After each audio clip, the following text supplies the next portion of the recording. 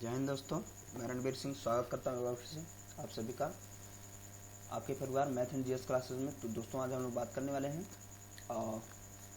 ये profit and loss चल रहा है तो उसका सेट नंबर 10 हो जाएगा, है ना।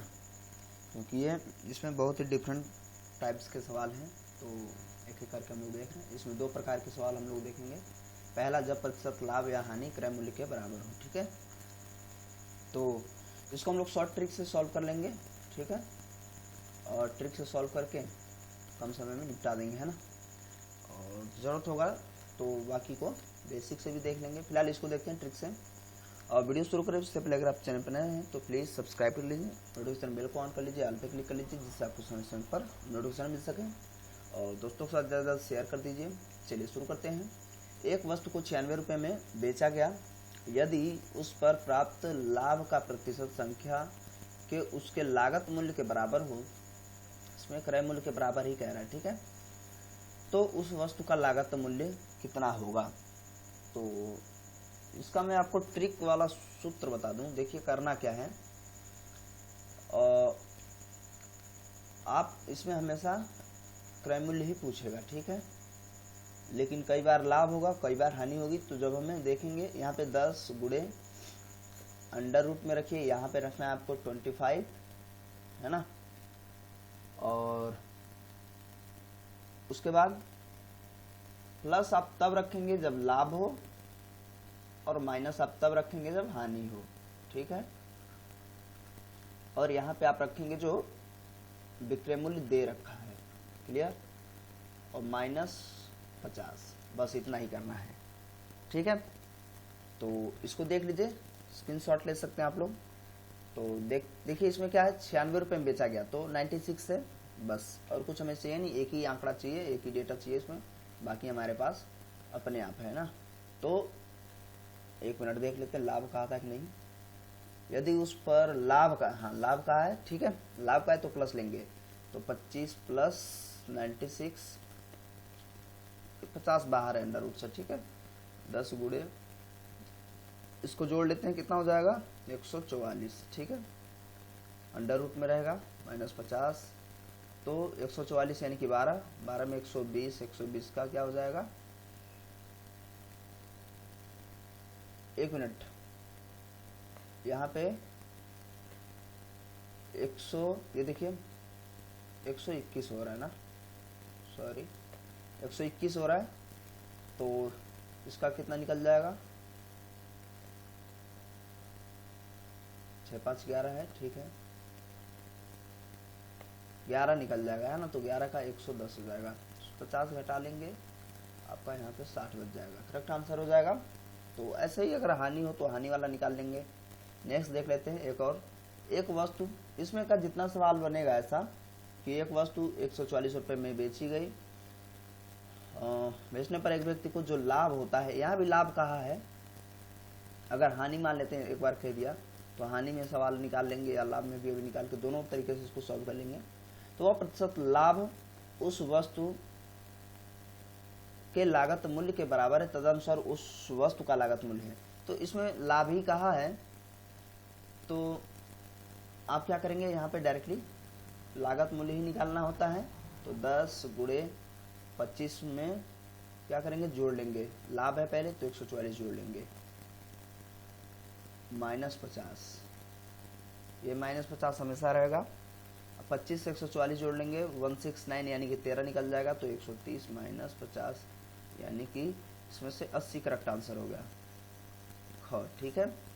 यदि वो हानि कहता तो आप क्या कर लेते, घटा लेते। जैसे 10 गुणे 25 में, फिलहाल यहाँ आंसर नहीं आएगा क्योंकि 144 है तो घटेगा तो गलत हो जाएगा, है ना, -50। तो आप इस तरीके से माइनस सिर्फ यहाँ पे तब्दील कर देंगे यदि हानि दिया है तो। और मैंने भी ध्यान नहीं दिया है, इसमें 2 ही सवाल रखे गए हैं तो हानि वाला रख लिए होते। तो कुल मिला के आप लगा लेंगे, है ना। एक बार फिर से समझ लीजिए ट्रिक वाला जो सूत्र है, 10 गुणे जब विक्रय मूल्य निकालना हो, सॉरी क्रय ही निकलता है इसका, 10 गुणे यहाँ पे 25 रहेगा प्लस या माइनस विक्रय मूल्य और -50, ठीक है। इससे आप सॉल्व कर लेंगे। चलिए नेक्स्ट देखते हैं हम लोग। नेक्स्ट क्या है, जब क्रय मूल्य और विक्रय मूल्य दोनों ही घटाए जाएं या बढ़ाए जाएं, ठीक है, दोनों घटाए या बढ़ाया जाए, तो इसमें देखिए इसको बेसिक तरीके से भी लगा लीजिए आप, कोई दिक्कत नहीं है। इसका जो ट्रिकी सूत्र है थोड़ा सा और व्यापक हो जाएगा, तो कुल मिला के इसको ऐसे देख लीजिए। एक आदमी एक वस्तु को 20% लाभ पर बेचता है। यदि उसने 20% कम पर खरीदी होती तो 5 रुपये कम पर बेची होती और 5 रुपये कम पर बेची होती तो उसे 25% लाभ होता। वस्तु का क्रय मूल्य क्या है? तो इसको टुकड़ों में लगा लीजिए फटाफट। देखिए पहले अगर मान लेते हैं एक वस्तु का विक्रय मूल्य 20% लाभ पर बेचता है, यानी क्रय मूल्य अगर हम मान लेते हैं 100 है, तो विक्रय मूल्य कितना हो जाएगा 120, ठीक है, ये जो 20% लाभ पे कह रहा है। यदि 20% कम पर खरीदेगा तो 100 का 20% कम करेंगे तो अपने आप 80 आ गया, है ना क्रय मूल्य।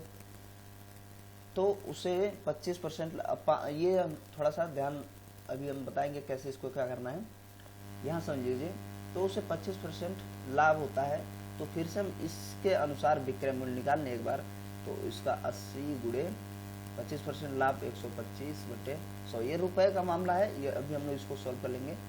तो इसको सॉल्व करेंगे तो इसका कितना आ रहा है 100, ठीक है। तो ये विक्रय मूल्य, हमें इसका विक्रय मूल्य जरूर निकालना है। तो विक्रय मूल्य का अंतर देखिए, पहले का विक्रय मूल्य 120 है, दूसरे का विक्रय मूल्य 100 रुपये है। तो विक्रय मूल्य का हमें अंतर निकालना है और हमें यहाँ पे ध्यान देना है कि कितने रुपए का कम या ज्यादा, इससे कोई मतलब नहीं है। रुपए जो कम हो या ज्यादा हो उससे कोई फर्क नहीं पड़ने वाला है, सिर्फ हमें करना क्या है ये ध्यान दीजिए।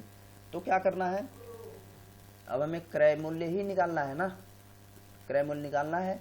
तो देखिए विक्रय मूल्य का अंतर, दोनों विक्रय मूल्यों का अंतर कितना था 120, सॉरी अंतर लिख रहे हैं, तो 120 माइनस 100 है ना, तो कितना हो जाएगा 20, ये अंतर हो गया। तो क्रय मूल्य निकालना है, तो आप क्या करेंगे, ये जो अंतर आया है ये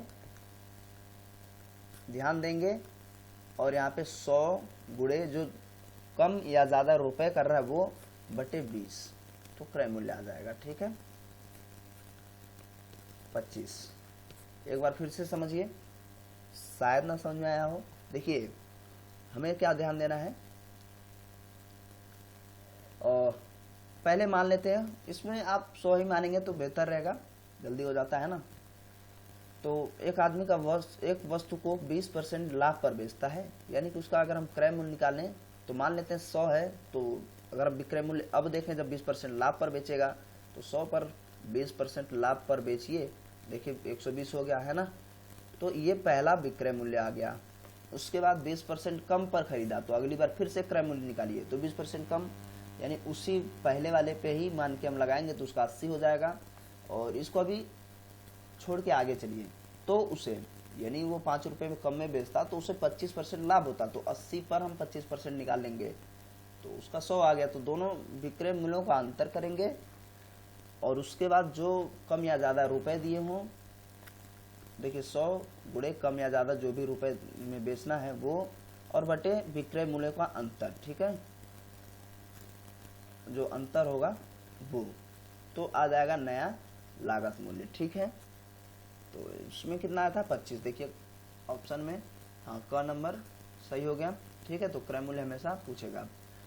और देख लेते हैं हम लोग, एक वस्तु 12% लाभ पर बेची गई, तो 12% लाभ पर बेची गई है, तो मान लेते हैं उसका क्रय मूल्य कितना है 100 है, तो 12% लाभ पर बेचा जाएगा तो 112, क्लियर।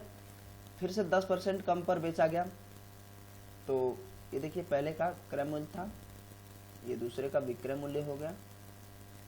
तो अगर 10% कम पर बेचेंगे तो इसी से हम 10% कम करेंगे, यानी कि जो 100 मान रखे थे 10% अगर कम पे खरीदेंगे तो कितना हो जाएगा 90 डायरेक्टली, है ना। अब ये रुपए का मामला हम बाद में देखेंगे, कम हो या अधिक हो कोई मतलब नहीं है, लेकिन लाभ क्या है 30% हो जाता है उस पर 20% लाभ पाने के लिए। यहाँ तीसरा दिया है, इससे कोई मतलब नहीं है, अभी हम देख लेंगे, पहले यहाँ तक हम सवाल लगाते हैं। 30% लाभ हो जाता है तो फिर से जो इसका विक्रय मूल्य होगा, विक्रय मूल्य आप इसी का 90 पर ही 30% लाभ निकाल लीजिए, है ना। तो कितना हो जाएगा 107, ठीक है। ये विक्रय मूल्य 107 हो गया। अब हम क्या, हमारे पास क्या दोनों विक्रय मूल्य है 112 और 107, तो इनका हम अंतर निकाल लेंगे। और ये जो रुपए दे रखा 5.75 उसको देख लेते हैं। तो क्रय मूल्य हमारा क्या आएगा, क्रय मूल्य बराबर 100 गुणे जो रुपए दे रखा है 5.75 बटे विक्रय मूल्यों का अंतर, तो 107 और 12 में घटा लेंगे तो कितना हो जाएगा 5। तो इसको आप सॉल्व कर लीजिए। तो 5 एकम 5, फिर से 5 25, यानी 115 रुपये आ रहा है। लेकिन ये हमारा आंसर नहीं होगा। ऑप्शन में देगा, पक्का देगा, दे रखा है पहले पे ही, लेकिन है नहीं, क्योंकि आगे कह रखा कि 20% लाभ पर पाने के लिए उसे कितने रुपए में बेचना होगा। ये हो जाता है यहाँ तक तो सवाल पहले जैसा था, उसके बाद ये थोड़ा सा ऐड कर दिया। तो 20% लाभ पाना है तो उसे कितने में बेचना होगा, ठीक है। तो सॉरी, ये विक्रय मूल्य ही आएगा। फिर यहाँ पे बेचना है, विक्रय मूल्य निकालना है हमें। तो 115 का 20% लाभ कमाना है, तो 20%, ठीक है। तो इसको ऐसे ही 12 पंचे 60 और 12 कम 12, तो 18 हो जाएगा। फिर 12 कम 12, और इसमें फिर से जोड़ लेंगे हम एक, है ना, 13 हो जाएगा। ये दशमलव लगा लीजिए यहाँ पे, 138 रुपये हो जाएगा। अब उसे 138 रुपये में बेचना होगा। तो देखिए करेक्ट आंसर ग वाला है ना। तो इस तरीके से सवाल को आप सॉल्व कर लेंगे। तो ये बहुत कम समय में हो जाएगा, बस इसको आप समझ लीजिए कैसे क्या करना है। और जो इसका फॉर्मूला है, ट्रिकी फॉर्मूला, वो और थोड़ा सा जटिल है, आमतौर पे भूल जाएंगे, इसलिए उसको नहीं रखा गया है। तो कैसा लगा वीडियो आप कमेंट करके ज़रूर बताएंगे। दोस्तों के साथ ज़्यादा से ज़्यादा शेयर कर लीजिए। अभी आपने चैनल को सब्सक्राइब नहीं किया तो प्लीज़ सब्सक्राइब कर लीजिए, नोटिफिकेशन बेल को ऑन कर लीजिए, ऑल पे क्लिक कर लीजिए, जिससे आपको लेटेस्ट नोटिफिकेशन मिल सके। तो मिलते हैं अगले वीडियो में, तब तक के लिए नमस्कार, जय हिंद, जय भारत।